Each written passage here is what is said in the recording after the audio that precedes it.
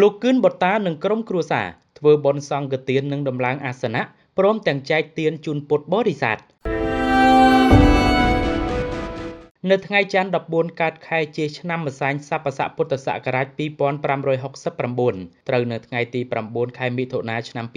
2025លោកគឿនបតាហៅគ្រូគង្គានិងអ្នកស្រីផៃស្រីនាងព្រមទាំងបុត្របានមូលមតិគ្នាជាឯកច្ឆន្ទប្រារព្ធពិធីបុណ្យសង្ឃទាននិងដំឡើងអាសនៈដើម្បីសូមសេចក្តីសុខសប្បាយកម្មវិធីនេះរៀបចំនៅភូមិដង្កោឃុំខ្វិតធំស្រុកព្រៃឈរខេត្តកំពង់ចាមកម្មវិធីបុណ្យរួមមានជួបជុំពុទ្ធបរិស័ទធ្វើបទនមស្ការព្រះរតនត្រ័យសមាទានសិលនិមន្តព្រះសង្ឃចម្រើនព្រះបរិត្តអភិសេកអញ្ជើញទសបរមីឲ្យមានឫទ្ធិដែលជះខ្លាំងពូកែដើម្បីប្រោសសត្វលោកវេផាត់តាហាប្រគិនដល់ព្រះសង្ឃជាកិច្ចបង្ហាយបុណ្យរៀបចំទទួលបដិសណ្ឋារកិច្ចដល់ភ្ញៀវកិត្តិយសនិងពិសាភោជនាហារនៅគេហដ្ឋាន